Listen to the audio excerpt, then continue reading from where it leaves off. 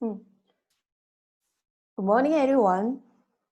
Welcome to BillHeartJB.com live talk show. This is Alexis Chia.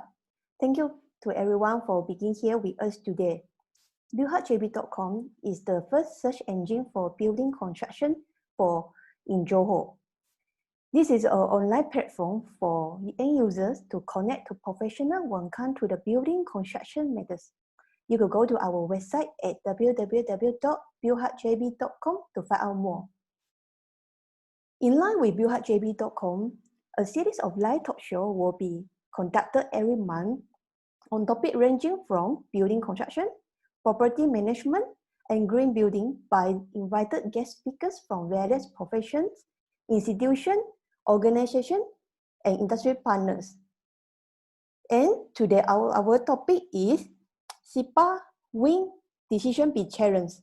So it is a non-ending game. We are very honored to have two guest speakers here, Surveyor Lau Mun Cheong and Madam Chia Hui Min. And we have Engineer Felix Lim Yijun to be our moderator. So Felix, I need to find you now. Yeah, hi Felix. Hi, good morning. Nice to see you here. So thanks to be our moderator of today. And now the floor is yours. Thank you. Okay, thanks, Alexis. Yeah. Hello, everyone.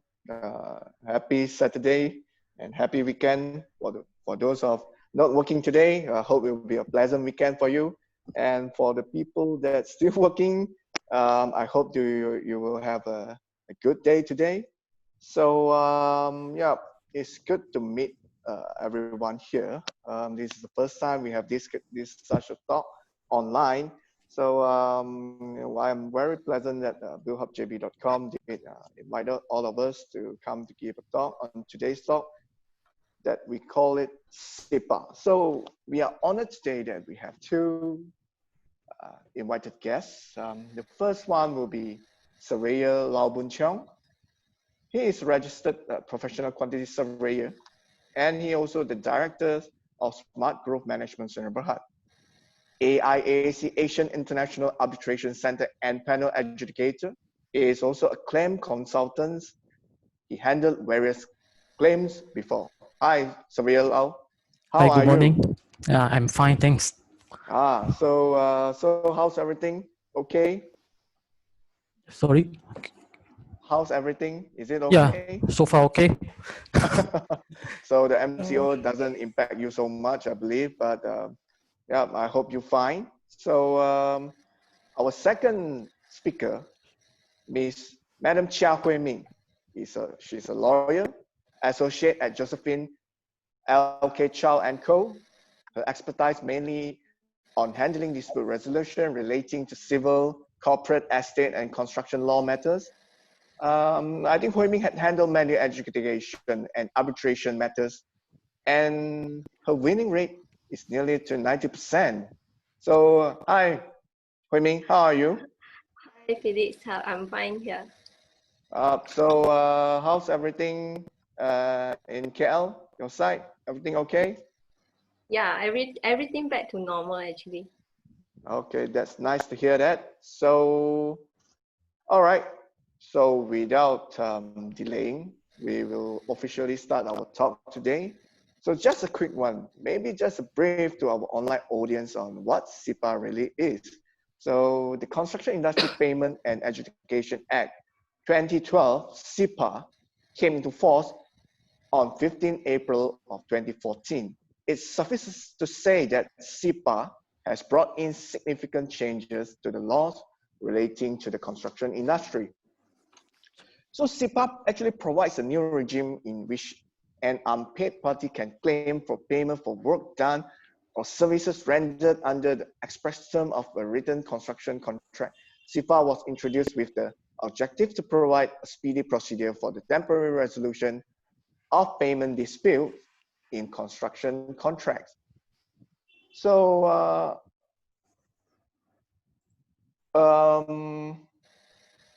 with such an objective in mind, CIPAA has actually invalidated the conditional payment clause in the construction contract in educations brought under CIPAA mainly was to ease the cash flow issue in the construction industry.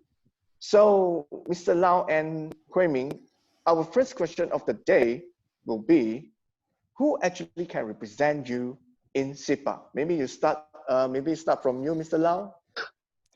Okay, thank you. Okay, basically the concept of the CIPAA is try to help the cash flow in the construction. So there's no compulsory for the claimant to have a CIPAA proceeding to engage a lawyer. Basically, you can do it yourself if you want to, if you know the process of the CIPAA. Of course, you also can engage a claim consultant to help you in the CIPAA proceeding. The third one, you also can engage a lawyer to help you in this CIPAA if you need. Okay. Okay, I understand. So, Hui Ming, from the legal point of view, what do you think about this? Who can represent you in CIPAA? Is engaging a lawyer would be, how to say, a benefit to the claimants? Actually, if the claimant thinks that they are confident enough to do on their own, they can always do that. But if you are not very sure about the procedure, or you are not very sure about the contents you need to put in your claims, or how to present your case better, you can always engage a claim consultant or even get a lawyer to do it for you. From legal points of view, maybe it's always safer to actually get an expert to do it for you, because we have experienced some cases where the claimant or the respondent, they do it on their own. They always they actually, sometimes they may miss some important documents or miss some points to actually present to the adjudicator. So but in the end of the day, they can always do it on their own. Okay, understand. I think some of our audience, online audience, maybe have some question about who is claimant and who is respondent. So maybe Mr. Lau, you can help us to give a brief description on who is the claimant and who is the respondent. Claimant actually is the person who do not receive the payment. So we call it unpaid party lah. So respondent is the payment who do not make the money to the claimant, make the payment to the claimant. So it's the non-paying party. So the person normally is a when con do not receive a payment from the client, then main con is the claimant. Then the client is the respondent to in this CIPAA case. So.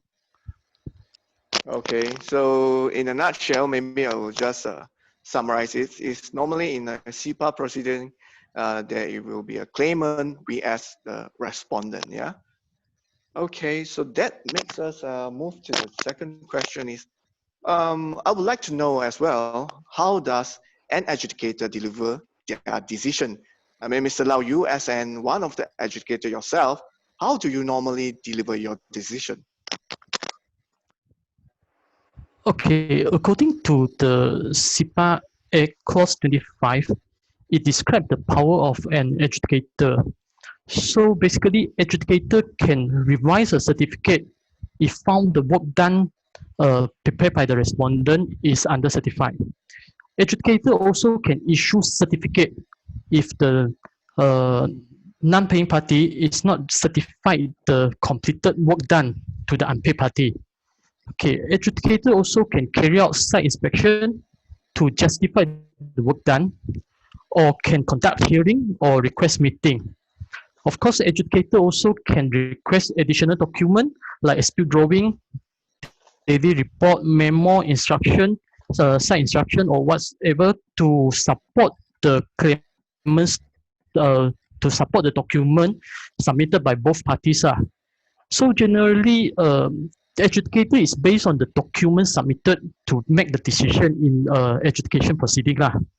So everybody actually need to understand that in a CIPAA proceeding, adjudicator basically is a third party in the case.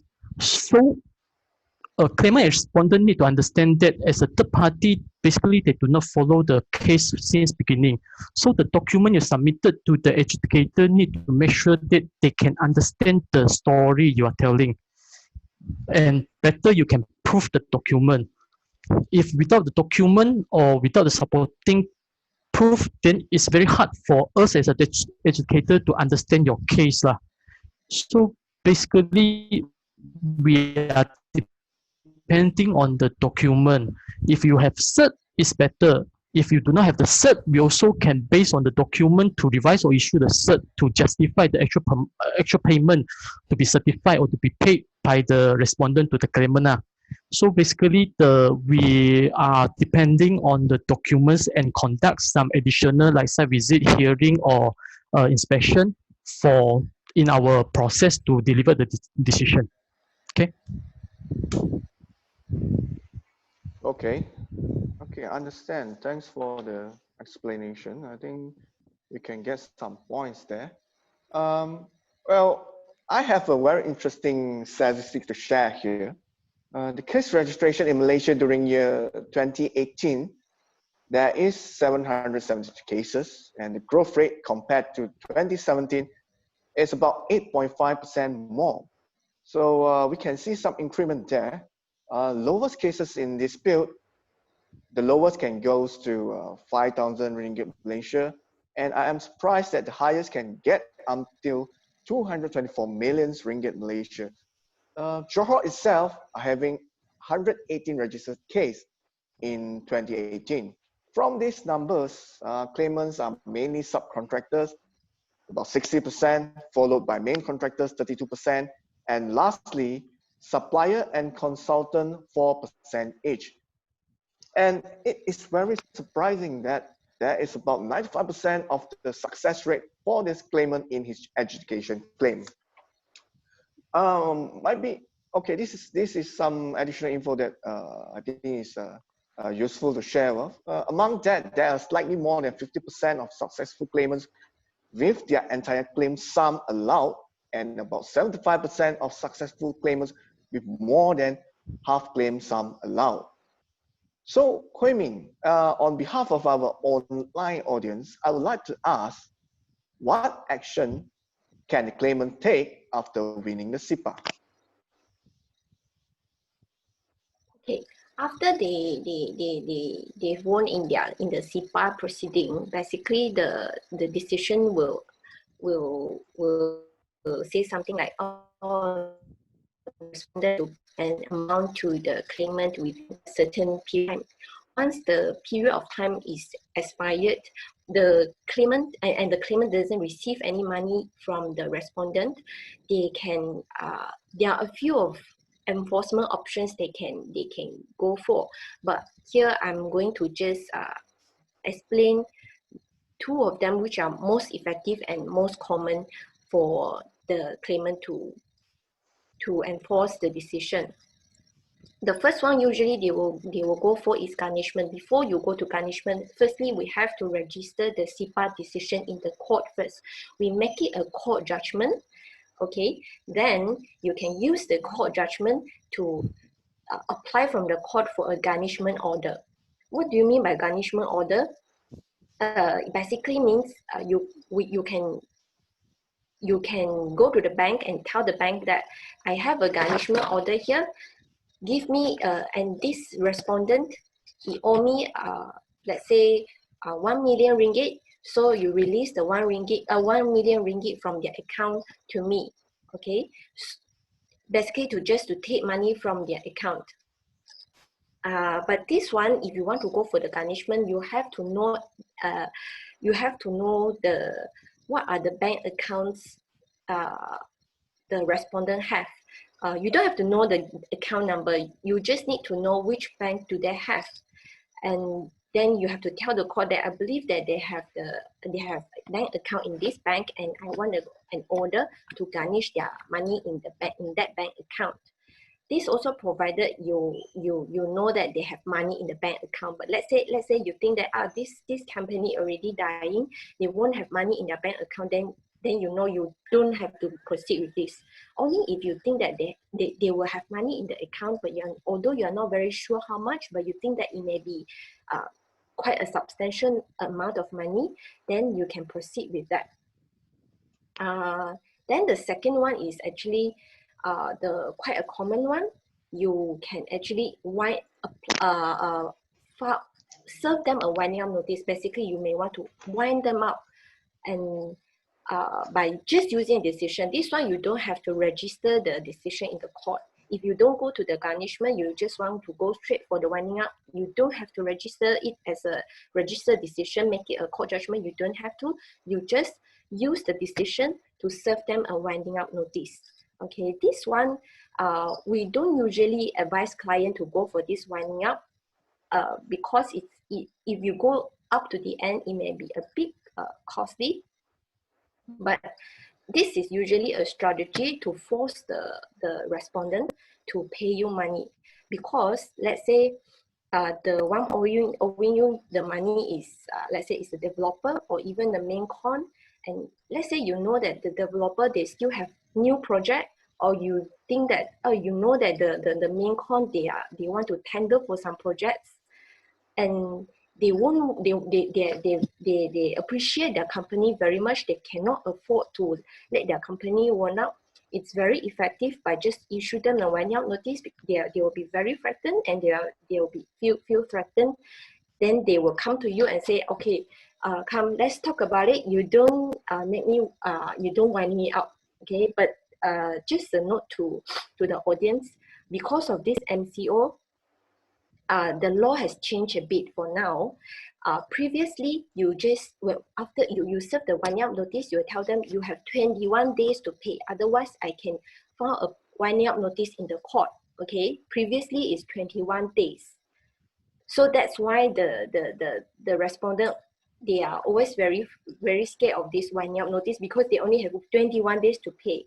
Once the petition is filed in the court, the bank will be notified. So let's say if they want to tender for some projects, or they want to get loan from the bank, the bank will be very reluctant to give them the loan, knowing that there is a winding up petition against them.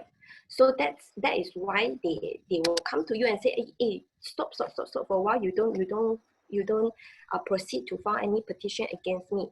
Okay, so that's why they will come to you very fast. But because of MCO, they change the law to become the notice. The respondent actually have 6 months to pay instead of 21 days. So it's sort of like not as so effective as it used to be already, because the respondent now has 6 months. Okay, they can drag the matter and say, I will talk to you maybe 5 months later. Okay, so but just to let you know that for now, this law is only up until the end of this year, 31st of December. But we don't know whether the government will extend this law or not. After, let's say if they don't, after December, it will go back to the 21 days notice. Okay, again, I just want to let you know that, to remind you that for winding up, usually we use it as a threatening tool, just to threaten you to pay me. Otherwise, I will petition. I will file a petition to wind you up. Okay, and there are other options the claimant can go for, but it's not very effective. Like for example, if let's say the respondent, they have a nice office, and then they have a lot of things in their office, and then you can actually go to court to apply for writ of seizure and sale, to sell their things inside their office. Okay, but that, the office things stuff not really worth the money. The most maybe a few thousand. So we don't usually advise client to go for this writ of seizure and sale. So the most common one will go for garnishment, and then winding up. Yeah. Okay, I see. I think you bring out a few important points there. Okay, thanks about that. Okay, Mr. Lau, as we know, CIPAA proceeding consists of two parties, just as we mentioned before, the claimant and the respondents. And it is not always claimant will win the cases. Normally, which are the reasons that causes the claimant to loses their cases? Okay, basically I can categorize the CIPAA process in three common situations. First, the claimant has the certificate from the respondent, but the respondent refused to make the payment. In this kind of situation, basically the winning ratio for claimant is very high. However, the respondent always will use the delay, ability, set off, or others reason for not making the payment, to the claimant.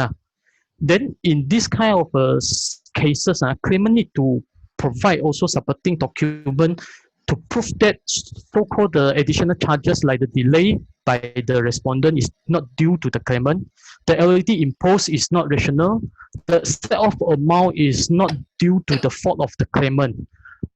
Claimant need to have this kind of supporting document to prevent the respondent raise up those delay issue or set off issue in their education response.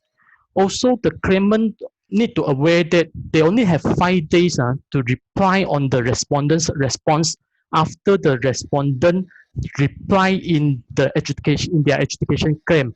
So without the early preparation on their education reply, because under the Education Act, there's only 5 days for claimant to reply the respondent's response. So if without early preparation, then the winning chances for them will become low. Okay, second situation actually is under the contractual work done, claimant has carried out the work but do not receive the certificate from the respondent. Okay, in this kind of in this second situation, we can conclude actually is the rate for the work done is not an issue because according to the contract scope of work, only the argument is purely on the work done, whether carry out not been certified is correct or not.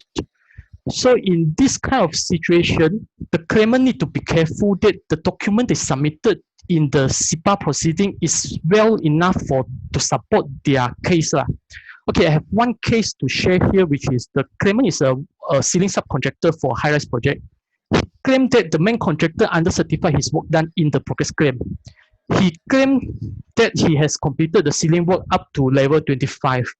However, the respondent in the adjudication response showed that the progress report that by the date of the subcon claim, the ceiling work for that particular project actually is up to level 20 only, on level 20 only.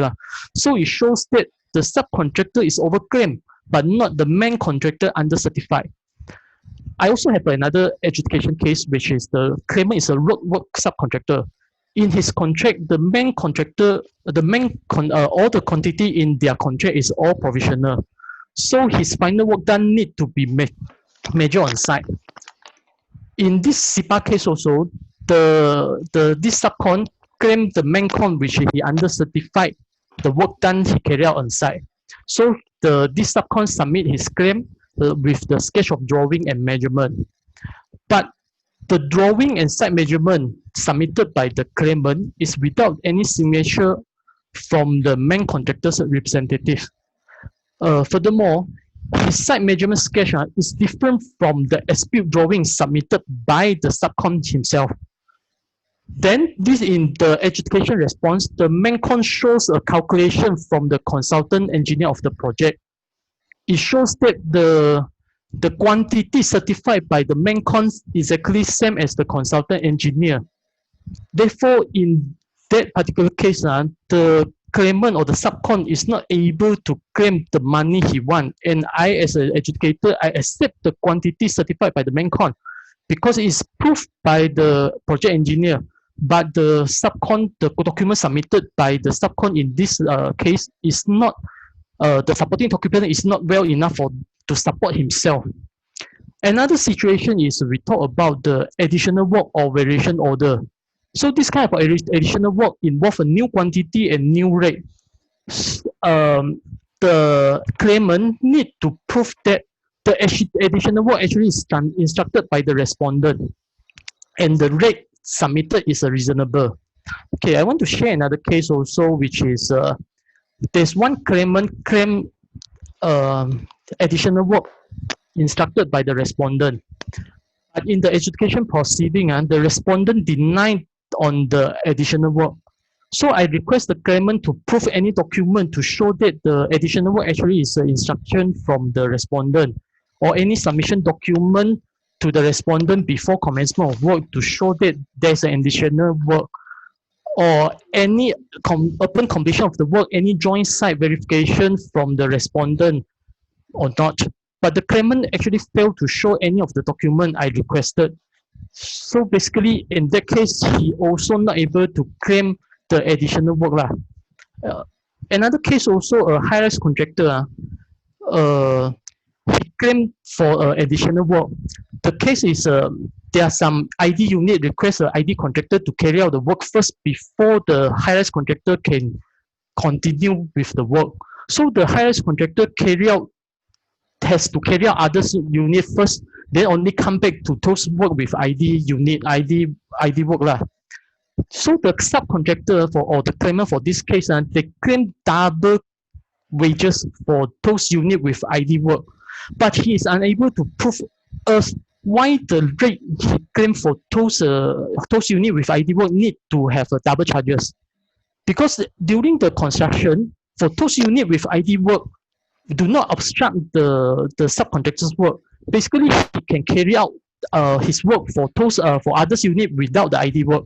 Basically, he do not demobilize his worker from the site. So he just carry on for others unit without ID work. Then for those unit with ID work, after the ID work completed, then he only come back. So in this case also, the claimant do not success in his claim for the double wages on those ID work, because he cannot prove the document to prove his double wages. So basically, these are the common reasons that the claimant do not succeed in their claim lah. In the adjudication proceeding, you want to claim the money, you must make sure that you have a sufficient documents for us as educator to understand your case, to understand the non-certified party like the respondent is not doing well in their part. If you are not able to prove that, then basically your winning chances is very low. Okay, that's all from me. Okay, thank you, Mr. Lau. Yeah, I think you bring quite a few important points there. Okay, so it's just maybe that if the works is not within a critical path, so normally it won't succeed as a reason, right? If I'm not mistaken. Okay. All right. So the next question will be, what action can the respondents take after losing the CIPAA? I think, Hui Ming, maybe you are in a better position to talk about this, because a claimant will be worried that all of their hard works might be wasted if the respondent is trying to challenge the decision. I presume that there will be two scenarios. One, the respondent will just accept the decisions, or second scenario, the respondent will find their ways to escape from the decisions or even to challenge about it. What do you think about it, Hui Ming? Yeah, you are right. They may just take the decision and then pay you money, or they will actually try to challenge it or try to delay the payment furthermore. Just a note here, they cannot appeal against the decision. Okay, what they can do is to try to apply to the court to set aside the decision, meaning like to make it basically just to throw the decision away. Okay, they can apply to the court to stay the decision, means they can stop the claimant from enforcing the decision for a while. Okay, so but there is a requirement here. They must prove to the court that there is a pending court proceeding or arbitration here for the same matter. Okay, that you tell the court, they have to tell the court that, okay, I've already filed a court action for the same matter. Okay, so I want to apply to stay the CIPAA decision, because CIPAA is just an interim decision for this matter. court or arbitration is only will be the final determination. Okay, that's only provided they actually filed such an action in the court or arbitration. Okay, but stay is not as of right that you see I have a court action or arbitration, then you must give me the stay for the decision. No, that's not the case. You still have to prove the court that the CIPAA decision has a very clear error in the decision. Okay, if you cannot prove that the decision is fine, everything is okay, the court won't give you the stay. You will still have to pay the money first according to the CIPAA decision, and then you continue with your court or arbitration proceeding. Okay, so the other one is, if let's say if there is no court or arbitration action yet, and the respondent lose the CIPAA already, and they think that, oh no, I'm not satisfied, I still want to go further, okay, then I will file a new suit in the court, or I will proceed with the arbitration. That depends on their contract. Usually in the contract, you will state, let's say, sometimes they will say, oh, if there is any dispute, we have to go to arbitration. Then you have to go for arbitration. If there is none of that, there's no such a clause in the contract, then you can go to the court.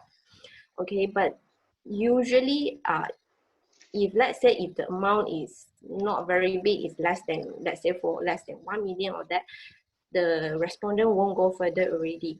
Okay, especially arbitration. Arbitration usually, if less than 1 million or less than 2 million, the respondent won't be interested to go for arbitration, because arbitration is very, very costly. So they may just stop here and say, okay, never mind, I will pay you money, or they will just keep quiet. They won't do anything further. You will have to enforce, and then they will pay you money. Okay. Yeah, so the usual one, they will try, maybe they will try their luck to try to set aside. Okay, then after they feel the setting aside, only then they will keep quiet. That's a normal thing the respondent will do lah. Yeah. Okay, well noted about that. All right, that makes here come the most important question of the day. Is it easy to set aside CIPAA decision?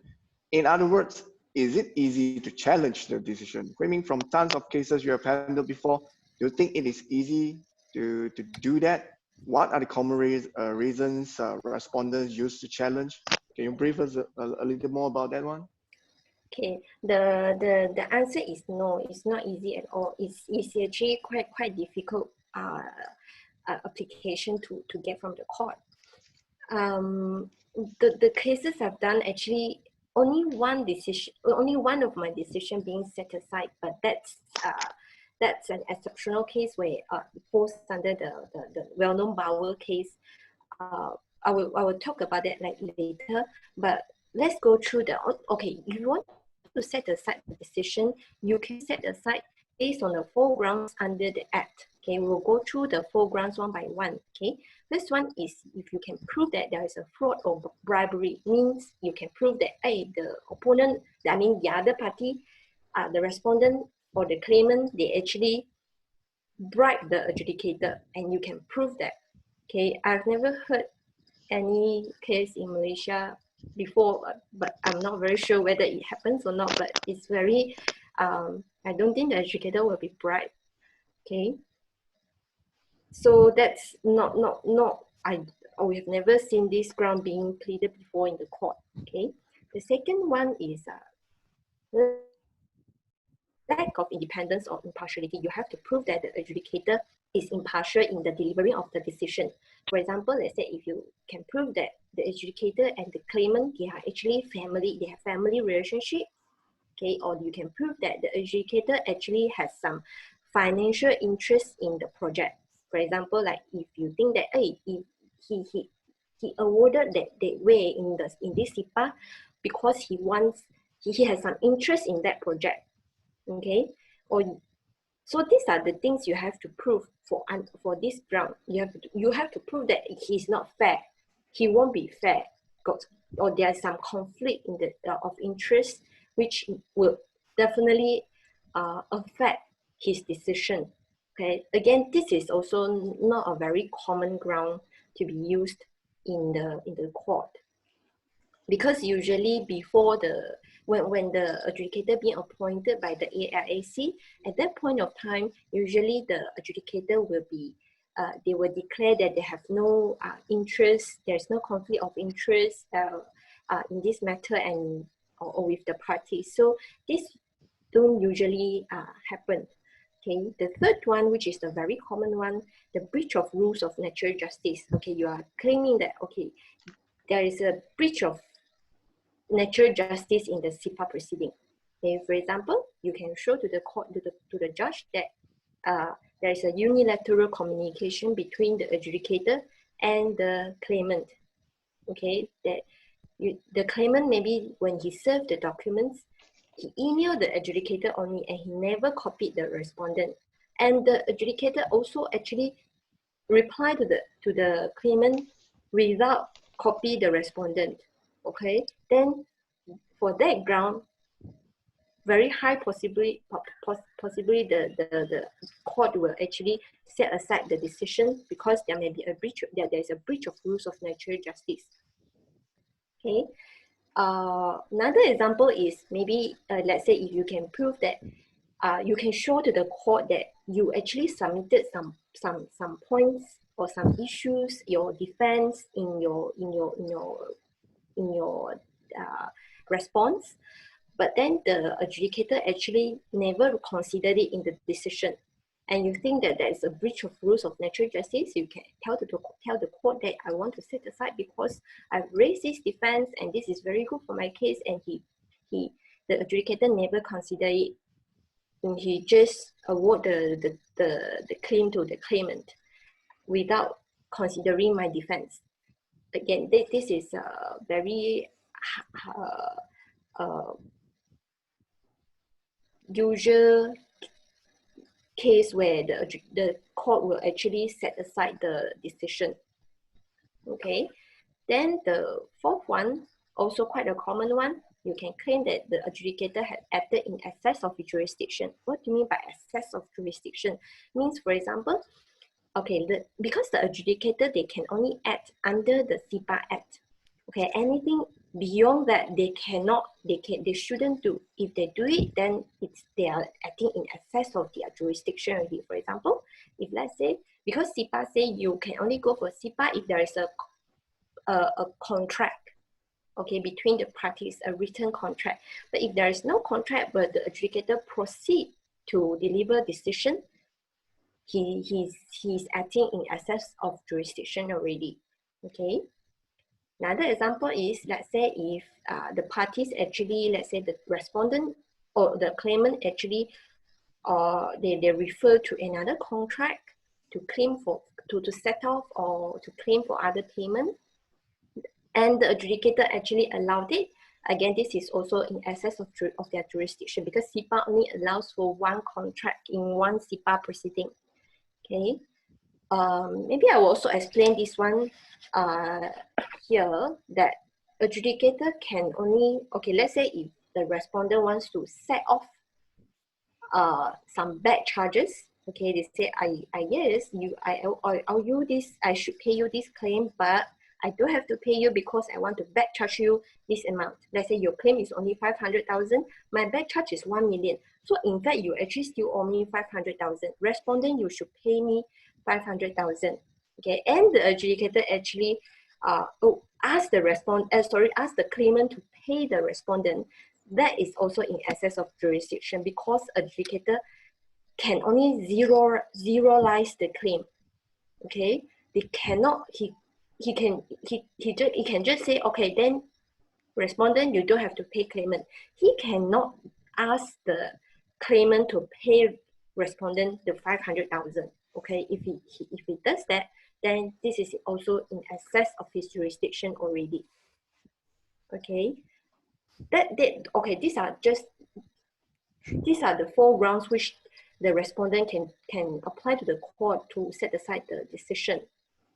One very important note I want to inform the audience here: the respondent can never go into the merits means you cannot say, you see the adjudicator make a mistake here. Cannot say, I don't think his decision is right. He considers the claimant's claim, he considers my defense, but he made this decision. He is wrong to say that. No, they cannot set aside based on this argument, because this is going to the merits already, which the court in the setting aside application have no right to do that. So therefore, if you go to the judge and you say that, oh, the adjudicator made a wrong decision, then the court will tell you, I don't want to hear this in this application. Okay, you can only apply under the 4 grounds I mentioned just now. So again, it's not easy to do this unless the adjudicator made some mistakes, like for example, he acted in excess of his jurisdiction, or he actually like emailed the parties without copying the other party. This kind of grounds only you can apply to set aside. Otherwise, you have to actually, the respondent have to go to the court or arbitration to initiate the whole matter again, and not to just, it's not so easy for them to try to challenge the decision itself. Yeah, thanks, Felix. Okay. Can I say that in CIPAA proceeding, the main objective is the adjudicator will resolve the dispute on the payments or what have been done by the claimant, so the respondents must be paid. Then let's say if the respondent counter claim them from LAD, it's not workable in CIPAA, right? Okay, what they can do is they can try to set off, this is their defense. They can always raise this LAD as their defense to set off the claim for the LAD. Okay, they can, but in CIPAA, usually will tell the client that it's not so easy for the respondent to try to set off LAD in the CIPAA, because especially for subcon, okay, let's say if the claimant is just a subcon, you have to prove to the adjudicator that this is exactly the correct amount I can LAD them, okay. And this is not easy in the CIPAA, because I think you all should know, for LAD you have to prove delay, okay. But as a subcon, can you in just a CIPAA proceeding prove that the delay is pure, it's just me as one of the subcon who delayed the project, okay. So, and you also have to prove the critical path delay. You have to show to the adjudicator that, okay, really because of this subcon, I delayed this project, okay. This is not very possible to do in CIPAA, because you have to show, you have to tender expert report, the delay analysis, all that, and to tender expert report in CIPAA is also not very possible, because in order to tender an expert report, you actually have to get the other party's consent, which the other party will of course object. And the adjudicator cannot consider it without the other party's consent. So in nutshell, it's very difficult for the respondent to prove LAD and to set off in the CIPAA claim, okay? Unless there may be situation like the claim, yes, we admit that we owe you this amount of LAD, okay? Then definitely the respondent can set off already. But if there is no such thing, you never admit it, you never admit that it is on yours, or even if you admit that you delayed the matter, but you say that it's not purely, not wholly my fault, you actually also contribute to the delay as well. You gave me the site late, or you I've asked you for some approval, some, let's say, drawing, design approval, and you approve it very late. All this delay also caused by you, so you cannot just charge me the LAD, even if the LAD clause in the contract states that how much per day. You still have to prove the delay is on the claimant purely. And if the respondent can do that, then congratulations, you can actually set off. But it is very rare can happen in CIPAA. So it's a good news for claimant, because then you can get the payment first, and if they want to argue for the LAD, they can always go to the court or arbitration if they want, and if they think that it's worth the money to go to the court or arbitration. Yeah. Okay, thanks for the explanation. Sometimes people will think too much before they decided to go for CIPAA. They worried too much even before looking for claim consultants or lawyers. Mr. Lau, from your point of view, why do you think that these potential claimants behave in such a way? Is it because of money or time, lack of confidence, or fear that their client will get offended if they proceed with such a way? I think for this case, I think for CIPAA, whatever, if they do not make the money to you, make the payment to you, whether you go for CIPAA, litigation or arbitration, definitely will offend your client lah. But in the consideration, if you want the money, I think go for CIPAA will be the best way lah. Because like just now the others the speaker also mentioned that this CIPAA actually purely to resolve the money issue in the construction. So this is the first thing. Secondly is there has a constrained time frame for adjudicator to deliver the decision. The entire process, if without any extension, is about 5 months. Then the claimant can receive the decision to receive the decision in the adjudication case lah. And also the fee actually is quite clear. Every fee, open file fee by the AIC, your case dispute amount, how much is the adjudicator fee, also all is listed in the AIC booklet. So the cost of in the entire proceeding actually is quite clear lah. Can I further explain something like just now the lawyer Chia explained? Yeah, please. Okay, I shared some experience like the unilateral. Okay, the set aside process like lawyer Chia mentioned just now, very unnormal to have a set aside. Very likely lah to have a set aside for under the unilateral. Before that, at the very beginning stage, there's one cases which is the adjudicator received the document from respondent, but he lost the document, so he privately messaged the respondent to provide the document to the adjudicator lah. So this is the way where he forgot to CC to the other party. It make the respondent set aside the adjudication decision.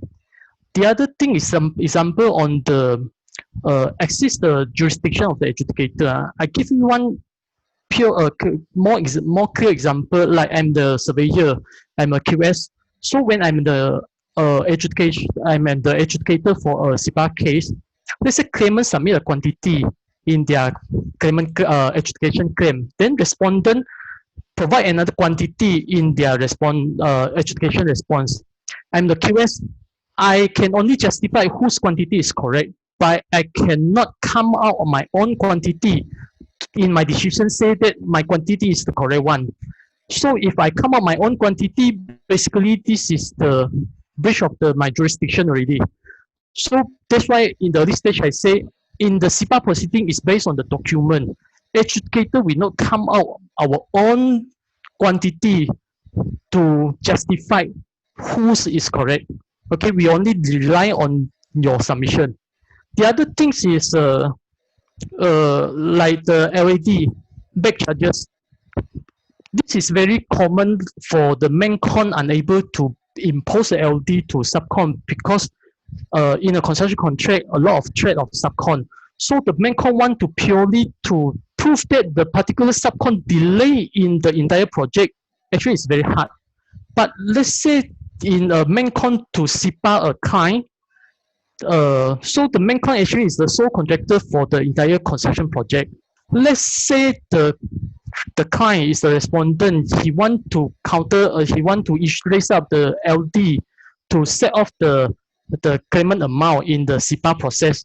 So the claimant, the main con, need to prove that in the entire construction there's a delay, there's a EOT claimable by them.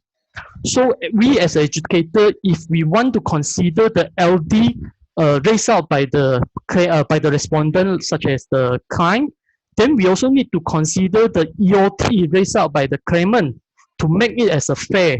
Otherwise, we cannot purely rely on the LD imposed by the client, but do not consider the EOT applied by the claimant. So that's why in the CIPAA proceeding, it's quite fair, which is we need to consider both. We cannot only consider a single-sided document. Okay, that's all from me. Okay, thank you for the additional explanation. So, Hui Ming, anything you want to add about that?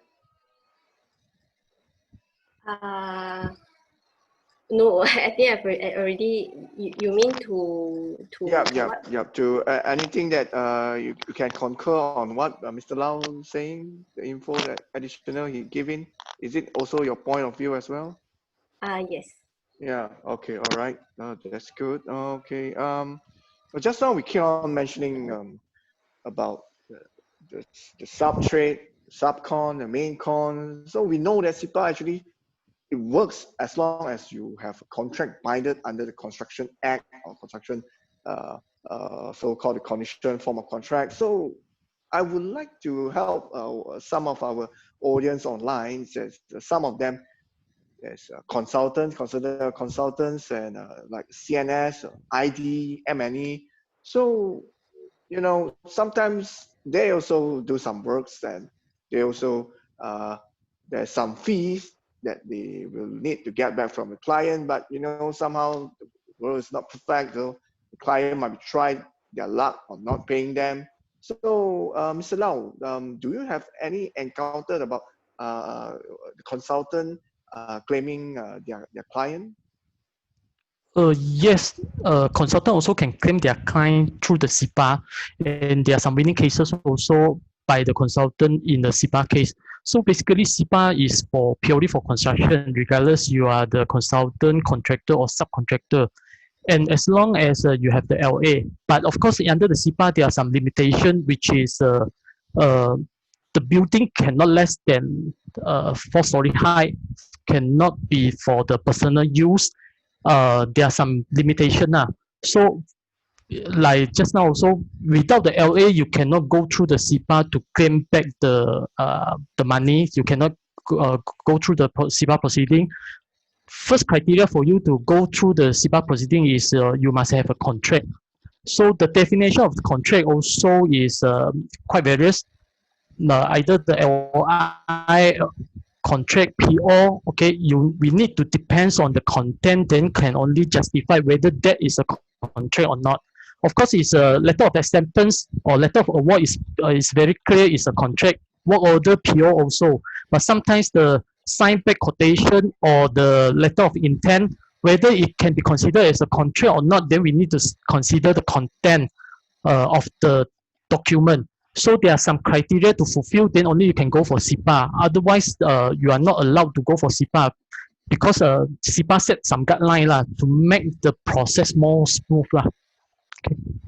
Okay, that's new for me. Yeah. All right. Hui Ming, from your years of experience in court proceeding handling construction dispute cases, what are your advice to the people who are still hesitating to go for CIPAA?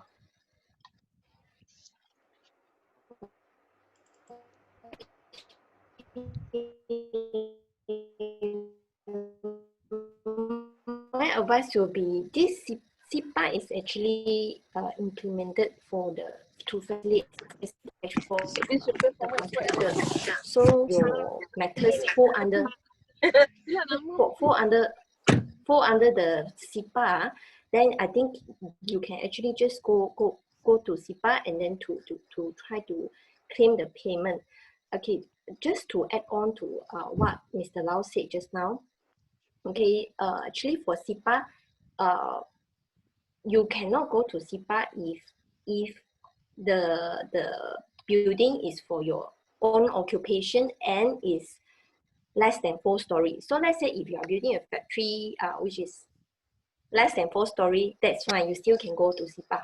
Okay, because the factory is not for your own occupation. It's not you are not staying there. Okay, and if you don't have an LA letter for war, it doesn't matter also as long as you have contract. Okay, and then just to add on to also I need to inform the audience about this as well. This is about the very well-known Bauer case. I think I missed out just now. For construction contract, you enter into before the CIPAA came into force, which is 15th of April in year 2014. If your contract is entered into before that, then you cannot go to CIPAA. Okay, this is a new federal court decision last year, and before that, all the construction contract, even if you enter into in 2010 or 2011, you can go for CIPAA, but for now you cannot already. Okay, this is just to inform the audience about this. Sorry, so that means if the contract is signed before when 15 April 2014. If the contract is been signed before that, then cannot. Yes, right? Correct. Okay, although the completion of the contract maybe after our CIPAA have exist, still cannot. Is it? Yes, correct. Right, That's okay. the new decision. Okay. So so I would think if let's say if your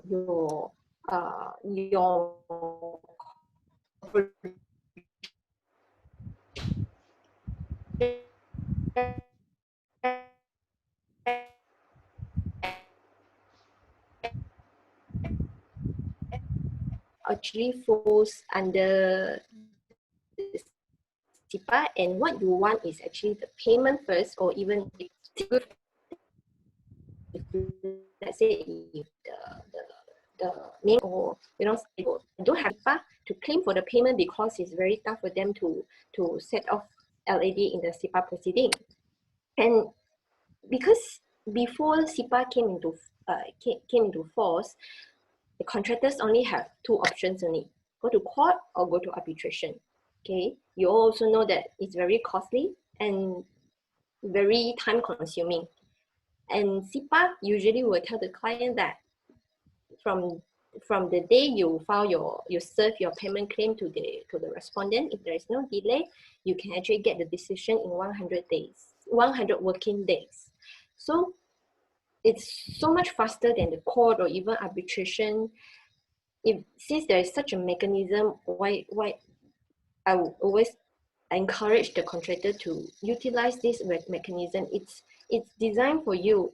You should actually utilize it and don't have to be afraid of the main con or the developer, unless you still want to work with them, or maybe you want to teach them a lesson and just to tell them that I just want my payment, and so you can just go to the CIPAA.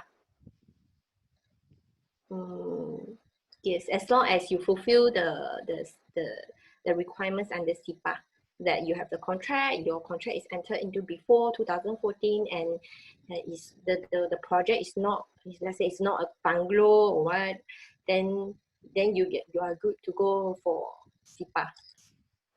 Okay, so Mr. Lau, as an educator, what the advice or what the tips that you can get that for our payment, what to expect during CIPAA proceeding? Normally, what they expect, maybe they have some, they don't have any ideas, they don't have any clues on how long it will take, or is it very, how to say, is it very tension? I mean, will they affect their normal life routine or their normal business routine? What do you can advise? Basically, CIPAA process is very, how to say, can be very smooth because every time frame has been set up by the AIC. So it's 10 days, 10 days, 10 days, 5 days, something like that. So there's a lot of form also. You just follow the form, then you can follow the process. Normally will not be so tension. What advice, like my cases, I help the claimant to do the claim for the CIPAA case. What my advice to the claimant actually is, since the beginning we prepare everything, because the time frame for us to reply for the respondent's response is only 5 days. So from the day one when I prepare the payment claim, basically all the document I'm ready even until the education reply stage. So every stage, once it reach a stage, we will serve the notice to for for the following step already. So you make the entire process very smooth and very smooth and very fast. Normally, we will not advise my client to delay until the last minute only submit the required document. We can prepare since the early stage because when we want to initiate our payment claim is our initiative. So we can take the lead to set our time. Once everything we are ready, so the following form, when by the time we fill out the following form and submit the following form, then it's very smooth for us lah. As I mentioned at the initial stage because the respondent has time 10 days to reply on our education claim. We need to predict what's the answer from them. Otherwise, we only have 5 days. So my advice to my client actually, since the beginning, we need to ready for the document required in the education reply. So by the time they respond to our education claim, then we know what to answer already. So before my client approach me, or before we decide go to CIPAA, we need them to provide me all the relevant document to support us. Like we foreseen there's a set off possibility or there are LD possibility, then we need to prepare those documents to protect ourselves. Like the LD, like the set off is not due to our fault, it's by others party. We need to capture all the document like the photo, site memo, any instruction to make all the document well ready before we can go for the CIPAA. Otherwise there are some new items or new argument point come from the respondent, then we're in trouble. So basically the timeline for the CIPAA has been set up, the process, the form also been organized by AIC. So we just follow the form, just follow the process and follow the guideline. Then the chances to win chances to get the money back to win the case is very high. Okay, well noted. Okay, the next. So what to expect after the CIPAA decision announced? I think Hui Ming, this one, from the legal point of view, how do we proceed to the next step? After the decision. After the decision. So just now you say we might be going to winding up, or that one winding up and garnish is before the CIPAA decision was delivered, right? Before? No, it's after. Oh, that one is after. Okay, you get the decision. Yeah. So that's been once the. Yeah, please. Yeah. So after you get the decision, you will have to wait for the respondent to pay you money. Let's say if you win in the CIPAA, then usually the adjudicator will state in the terms that say that in the decision that you have 10 working days. So let's say 10 working days to pay.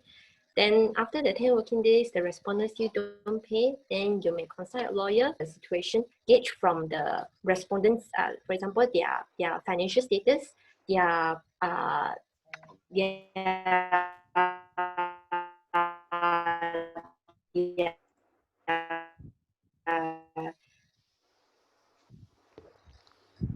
whether they actually have new projects or whether they are going to usually what they will do is will garnish the money first from the bank account, which which bank they have is usually will the client to show the record the previous payment by the respondent to you, like last time previously when they paid you, maybe they will pay you by using check, or they will transfer to you. It will show you will usually know, or you can just threaten them by using the winding up notice and say, if you don't pay me for now, it's 6 months. For let's say for next year, it may be 21 days, or I will go to petition. Okay, then you can proceed from that and get your money. Yes, that's what we usually do after we get the decision. Okay, so can I say that normally the petition and the garnish and winding up normally is done by lawyers, right?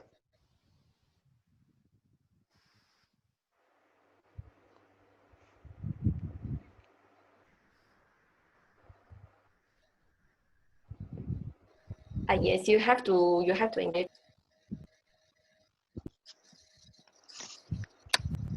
Yep, I think the line is not so stable, but I believe that what Huimin is trying to say is lawyer is the best person to do that job. Not the best person is you have to engage lawyer, because winding up, garnishment, registration, all this you have to go to court, and if your company must be represented by a lawyer in the court. I see. Yep. That's why I say that's the best and the only person that can do the job. All right. Okay. So well, we have been talking for more than 1 hour. So maybe I summarize some of what have our speakers say. So there's some rules and regulations. There's some terms and conditions that you need to fulfill before you go to the CIPAA proceeding. And then that's the first one. The second one is you must make sure that your paperwork is properly done and properly recorded. And most of our friends, they don't spend so much time on doing the paperwork. That why is all the disputes happening. It's not saying that they are not doing the works on site. The physical site work has been done, but the problem is when we are asking for the payment, then a lot of questions will be come out. And when the question come out, the most primary way is we just look at the black and white or the documents. If you don't have any documents and you don't have any records, it will hard for the claim consultants or the lawyers to help you. Okay, so actually what we can see is now the paperwork is very vital, very crucial. Of course, if the company is how to say, they would able to spend a little bit on engaging lawyers, claims consultants to look through the documents, maybe by weekly basis, by monthly basis. Can be done. It can be done. So just to ensure that your document is properly documented. It's not because we just how to say, to avoid that there is potential dispute that will happening in the future. Maybe if the contract value is not much, maybe you can handle it yourself. But when the contract value is a lot more, it's very big, then you might need some professionals to help you to carefully look into your document. Some company, they're able to they have a contract managers, but sometimes the contract manager might not as expert as expected to do his or her job. And in this channel, so I would like to remind that there's a lots of people beside lawyers. They also call themselves as claim consultants.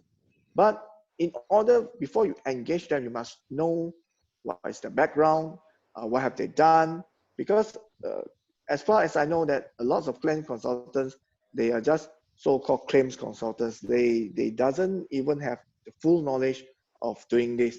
But anyway, that one up to you all to justify. So if any problems, any question, you can still free to contact us. So maybe we can help about that. So without delaying more, I think we will just proceed to the Q&A session, because I saw that SBM, Mr.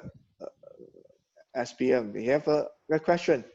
So the question is, if client requests for mutual termination at the mid of consultant preparation of their works, like detailed design of the building, example, consultant complete 80% of the detail stage, and the client don't want to accept their works and don't want to pay single cent, a single penny for the part completed work, can the consultant claim from the client through CIPAA? Maybe we start from Mr. Lau first. What do you think about this? Based on this question, it can go for CIPAA, but basically in the mutual termination, is it in the mutual termination there are some clauses stated? Is it in the mutual termination the clauses including payment or not including the payment?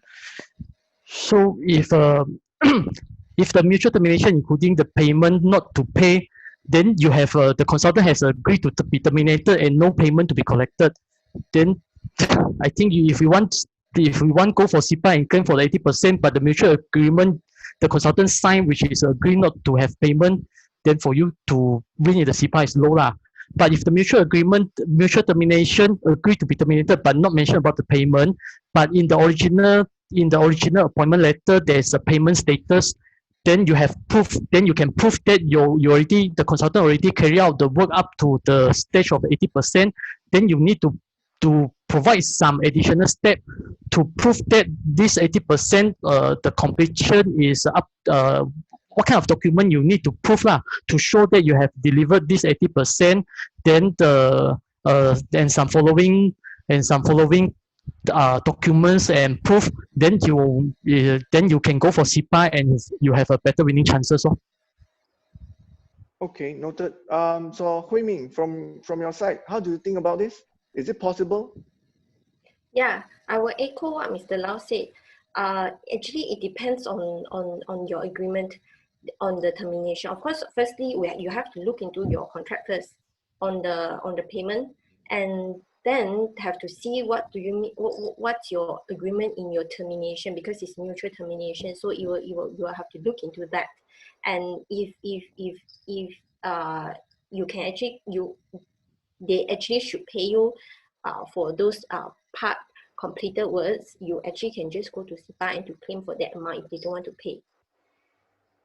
Okay, well noted. So let's say if the case is valid, all the things is works, the ground is strong, what should the consultant do if he or she can claim through CIPAA? Maybe we start from Mr. Lau first. I mean, okay, they are not, SBN did reply us, they not agreed to pay for that during mutual termination discussion. So I think this one will, how to say, it still go back on the letter of engagement. I think the contracts, terms and condition. I think what our speakers is trying to say is it's still very dependent on what have been signed during the contract. So let's say the contract is beneficial to our claimant. So what should the consultant do if she or he can claim through CIPAA? I mean, this will be the next step before we going to register to CIPAA. So Mr. Lau, we start from you first. Normally, how we do it? So follow the CIPAA Act, their procedure for you to start a education claim. You need to start with your payment claim, then there's a time duration, and in your payment claim, there are some important clauses, important terms, important notes you need to put in your payment claims to make your payment claims valid.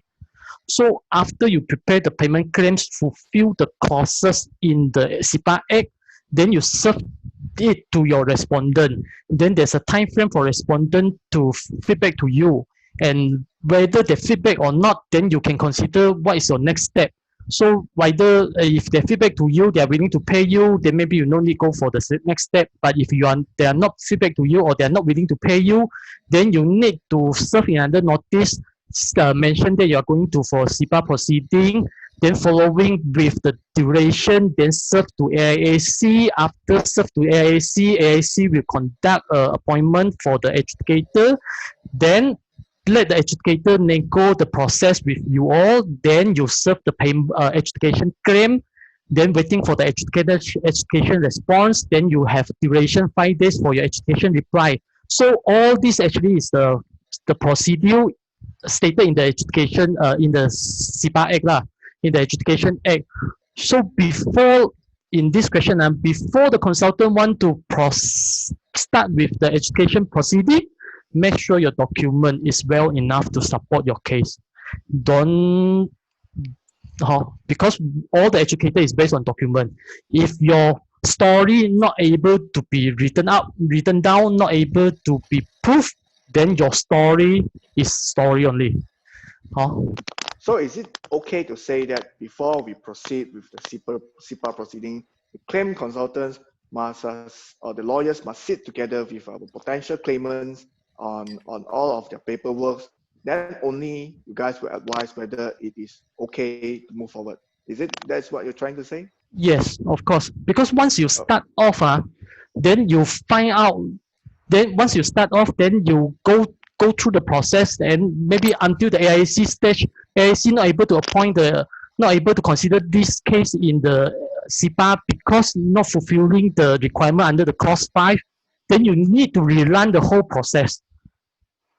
Okay. So the days of you are mentioning 5 days, 7 days that they need to reply. That one is working days, right? Yes, Not that one is working days. Not calendar days, working days. Huh? Working days exclude gazetted holiday for that particular site. Okay. So Hui Ming, from legal, from lawyer point of view, normally how do you advise your client on this one, on this such a case? It's also the same as what Mr. Lau said. We will usually meet the client and then we will go through all their documents, make sure everything is ready. We will advise the clients based on the documents. We'll tell them whether you have sufficient documents or not to go for CIPAA, and then we will only then we will prepare the payment claim. Okay, I've seen some even lawyers lah. Okay, they actually proceed to just serve the payment claim, and even they actually also just go to AIC to register, and then file the adjudication. Oh no, even before adjudication claim, they have already started asking for adjournment because they say, oh, we need time to compile the documents, we need time to look for the documents. That is very, very bad for for the even I think the adjudicator will be annoyed because with one case we have experienced this before. We are the respondent and we didn't actually say anything because the claimant just keep asking for adjournment because they don't have the documents ready. And in that case, the adjudicator actually dismissed the whole thing because the claimant keep asking for adjournment, I think for three or four times. And that's even before they file the adjudication claim. They register it, they appoint the adjudicator, and they ask for adjournment for 3 or 4 times. And finally, the adjudicator just wrote a letter to all of us and say, I dismiss this CIPAA proceeding. So that's very bad. And we usually we will tell the client that you give us all the documents, we will look through everything for you, and we will get whatever we need from you. Only then we serve the payment claim to the respondent. Okay, that is very sad to hear about it. As what I mentioned before, you must be sure that who are the claim consultants, who are the lawyers that represent you. So you can't just you must make your own assessment whether the professional that you have engaged is trustable. Are you confident with them? So what has Hui Ming say is yeah, I heard such cases before. So for me, it's a very bad and it's a very sad cases. Yeah, the claimants should have a better chances of winning the CIPAA, but it has been ruined by the so-called professionals. So okay, but anyway, we hope for the best. So Alexis, do you have any question for our speakers that our audience might be a personal message you? Yeah, I have received some private message here. There's one question from Jasmine. This question is special to Hui Min to answer. What can the claimant do after winning the case but respondent keeps quiet. What could this claimant do? This question is special for you. Maybe you can answer for us. I think I've actually answered this in my talk just now. If they keep quiet, it's okay. You have to decide which enforcement you think it's suitable to go against this respondent. Let's say if you think that this respondent should have money in their bank account, and you know which bank do they have, you will usually know, because by their previous payment you will know which bank do they have. And then you look for a lawyer, you tell the lawyer, I want to garnish this bank account. Okay, before that you have to register it first. Tell the lawyer you want to register the decision in the court to make it a court judgment. Okay, then after it becomes a court judgment, you can proceed to do the garnishment. Get the garnishment order from the court. Then once you get the order from the court, the lawyer will do it for you. Don't worry about that. The lawyer will present the order to the bank. The bank will straight away freeze their account. Okay, if there is such an account, they freeze their account, and then they will see whether do they have sufficient money to pay your adjudicated sum. Then if they have, the bank will transfer the money straight to the lawyer's account, and the lawyer will release the money to you. Okay, that's the first way you can do.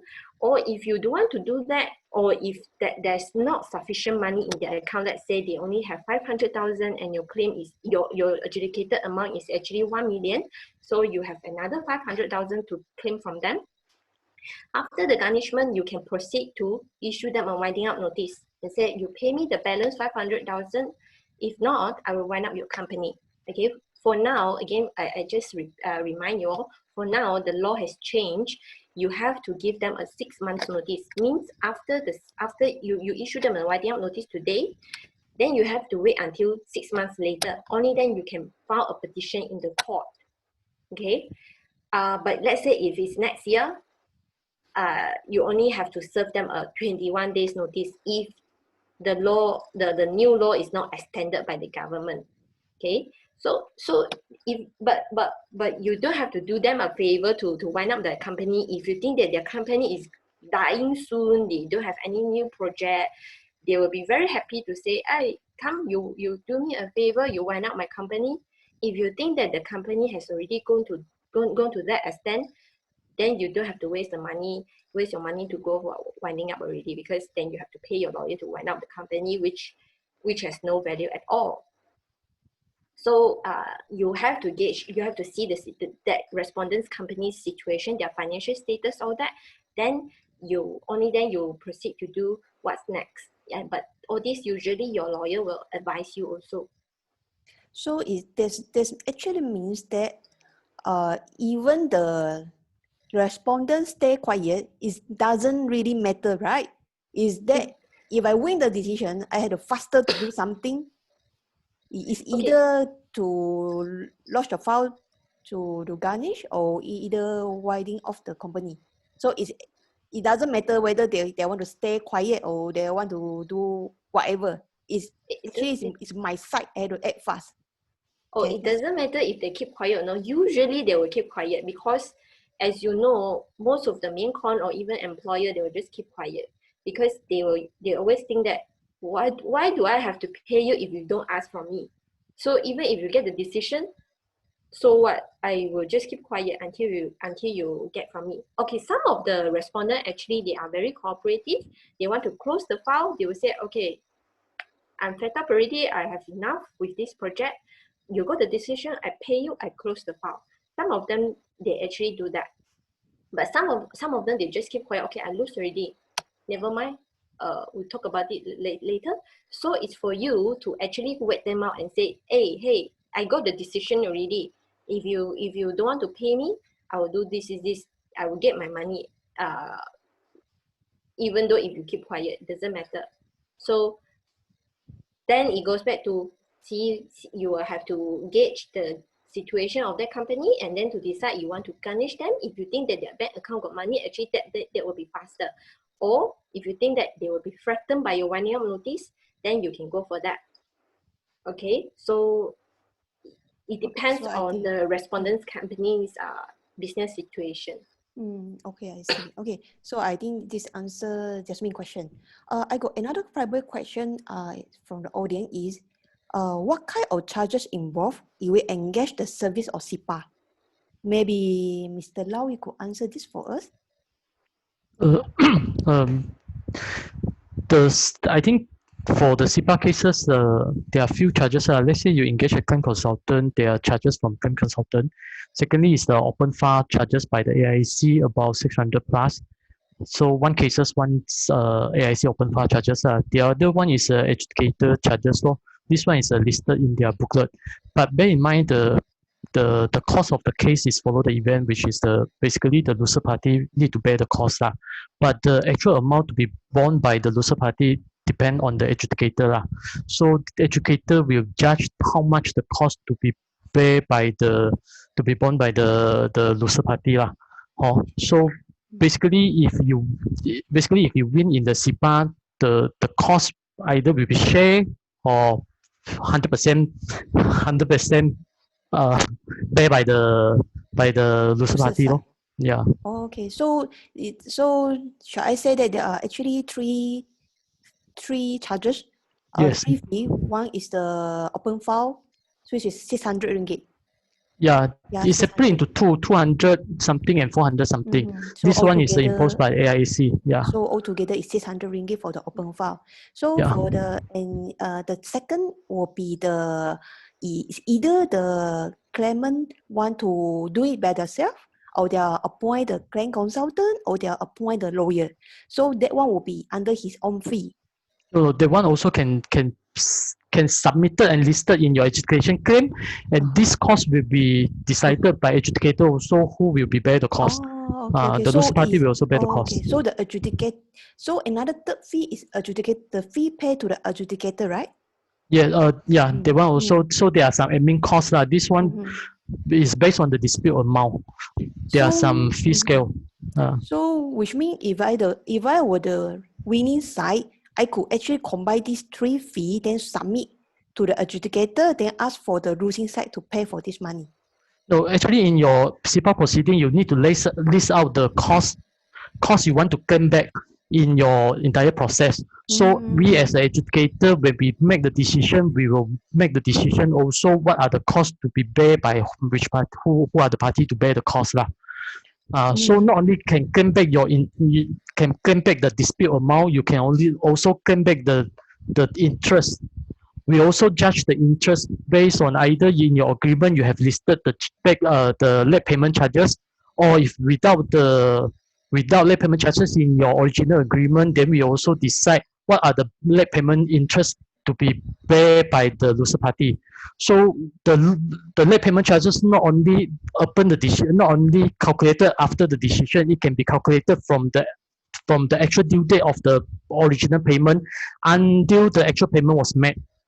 So let's say your amount has been overdue for a few years, then it's quite a big amount.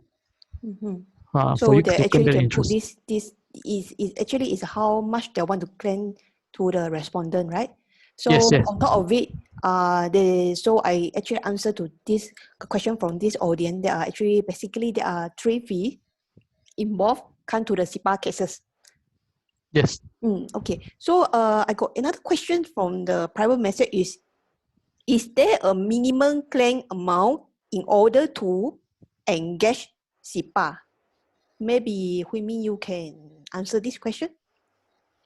Okay, there is no minimum claim, okay, per se in the CIPAA, but usually if let's say if you want to engage a lawyer or claims consultant and your claim is very, very small, then you will have to balance it with the fees you are going to incur. Okay, but for example, let's say if your claim is just 5,000 ringgit and the legal fees is also 5,000 ringgit, do you still want to proceed with the CIPAA? Of course, like what Mr. Lau said just now, you can claim back the legal fees or the fees for the claims consultant from the claims later in the CIPAA proceedings, and the adjudicator may actually award you and ask the respondent to pay you the cost. But there is always a risk that later you may not be able to enforce the decision. Okay, you see, because the amount is too small, and later the enforcement proceeding, you will have to get lawyer to do it for you also. Some of the contractors may think that, okay, I know I have already cash flow problems now, and means I don't have cash now. You want me to pay lawyers or claims consultant now to do this CIPAA in order to claim back that 5,000 ringgit. That doesn't really work for them lah. So it really depends whether you have to, this is a commercial decision already, whether you think is it worth it to go for CIPAA with that amount. Okay. The lowest amount we have done is actually 20. For me, I'm not very sure about my colleague. For me, the lowest I've done is actually 25,000. Okay, 25,000 claim. That's the lowest I've done, and that's because we did it together with another 2 CIPAA. So it's actually 1 project, 3 contracts, and we have to file 3 CIPAA, but we give them a package legal fees. So only then that's the 25. Another one is 200,000. Then the third one is 500,000. So we lump everything together to make it a package for the client. But if let's say it's just a 25,000 claim, and our fees usually, we have to. The client will have to decide whether is it worth it to go for the CIPAA if the claim is really very minimal. Okay. Anyway, there's no minimum. If you are confident to do it on your own, you don't have to engage anyone. You can do it on your own and not incurring any legal costs or costs for the engaging the claims consultant. So you don't have such a cost, and you can go to CIPAA anyway. Okay. So just now, you're talking about the 26,000. So if, in your point of view, do you think that 26,000, is it worth it to engage either claim consultant or lawyer to go for CIPAA? Okay, in my case, it's worth it because the employer, the main con, sorry, my client is a subcon. The main con, they have money. Okay, one thing is we are very sure they have money, and we are very sure they won't want to be worn out. Okay, and because we do this CIPAA, we give them a package price. Okay, so it make it more worth it. Okay, because we do everything together. Although we file 3 separate CIPAA, but we do it together. Like we file 3 payment claims in one go. We do everything in one go, but it's just 3 separate files. Got 3 adjudicators, and in the end, it's very worth it for our client because we get everything back, and inclusive of our fees. So whatever our client paid to us, we also get it back from that main con. In that case, we actually proceed to file registration. Okay, because that company, the main con, just to let you know that once the registration filed in the court and you got the registration, means you actually register the decision, make it become a court judgment. It will usually reflect in the CITOS, or because it becomes the most of the construction company, the main con or the employer, they don't really like to have a judgment against them in their record, in their CITOS record. So in that case, the company, they are a subsidiary of a public listed company. They don't want to have any judgment against them in the record. Okay, so at that time they are being pressured by their parent company, the public listed company. So when we filed the registration in the court, they are very worried, and they actually, the main con actually called our office straight without going through their lawyer and asked us, can you don't file that? Can you we can settle? And they requested for installment, and our client very stubborn and say, I don't want installment, I want one full payment.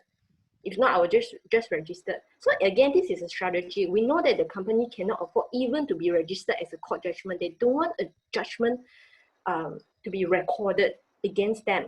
Okay, so when we go to court, their lawyer actually tell the court that the parties are trying to settle and don't want to get the decision to be registered first. The judge actually also pushed them and said that if you want to settle, I give you like 2 weeks time. Within 2 weeks time, they actually pay our client one whole lump sum for all 3 projects, inclusive of our legal fees, inclusive of the fees for a CIPAA, adjudicator, everything in one lump sum payment. Okay, so in that case, it's very, very worth it for our client, because although they pay us first, okay, because we take payment first before we actually open file. Okay, we do works. We take payment before we do works. So although they pay us first, but then they actually get everything back later. So yeah, it depends. Yeah, so just like what Winnie mentioned, that is in the end it depends the strategy how the claimant want to go for. So how about for Mr. Lau, your side? Do you think how much is the minimum claim amount that in order to engage the CIPAA? What do you think? Like lawyer Chia said, basically there's no minimum amount lah. As long as you feel it's worth for you to start with the CIPAA, then you can go for it. I also help my claimant to do the CIPAA case, also 10,000 plus. Eventually also get 100% back all the costs he bear, like the education cost, claim consultant fee, AIC fee, interest plus the original unpaid amount. So eventually he get everything back lah. So is whether you feel it's worth it or not, no? Or you want to sacrifice your amount, or you want to go for it only. So I should say that it depends how confident you want to go for CIPAA. So make sure you have to check before you really want to go for CIPAA. Yes. Me here got last question. But this one is when will AIAC appoint a new director? I'm not really sure why this question comes out. Maybe Lau, you want to answer? I also don't know when will be appointed. This is due to some can I say is recently is due to the before there is some political issue, I believe. Now is due to the new appointed is passed away. So then our Malaysia government changed that's why the new appointment I think not yet on board. I see. So I think this is something out of our topics. Yeah. Anyway, okay. So really thank you for this informative talk. So if you had any other question, you could still contact our guest speaker, and maybe Felix, your side, you have anything you want to raise out? Yeah, thanks, Alexis. I'm just asking as a normal audience. Normally, before engaging you all, is there any upfront fees need to be paid? Because I think a lot of people will love to know that also. So normally, how Mr. Lau, how Hui Ming, is there any upfront that they need to pay to you first before you guys proceed meeting them? No, I think we need to meet them, understand their case first. We cannot say upfront fee they only can meet out, because we need to see their document and only give their advice. Like myself, I'm using the educator view of point that using the educator point of view to review their documents, see if I'm the educator, how am I going to educate your case. Then I can only advise whether they are suitable go for CIPAA or not, and what kind of supporting document required, so that they have a higher winning chances. Otherwise, without their document, how am I going to advise whether their case suitable go for CIPAA or not? Like initial stage, we already mentioned there are some limitation we need to know under the CIPAA. So based on your document, whether your document is fall beyond the limitation or within the limitation. Otherwise, we cannot simply ask you to go for CIPAA. At the end, you are not well prepared, or basically your case cannot go for CIPAA. Then it's wasted your time and money as well. Okay, that's good to hear that. How about your side, Hui Ming? Okay.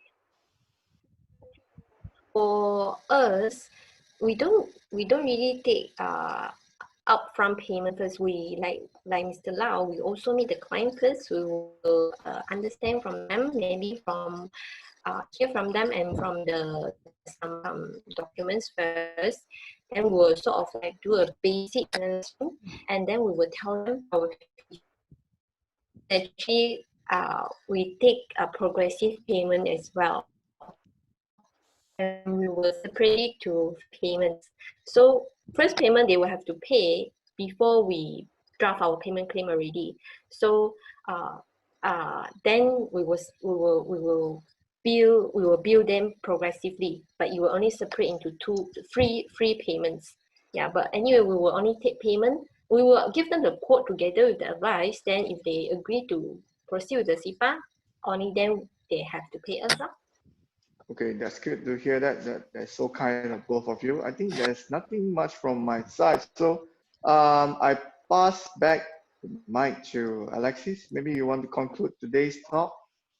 Yeah, so we will email this contact details together with the checklist of document for CIPAA proceeding to you after this talk.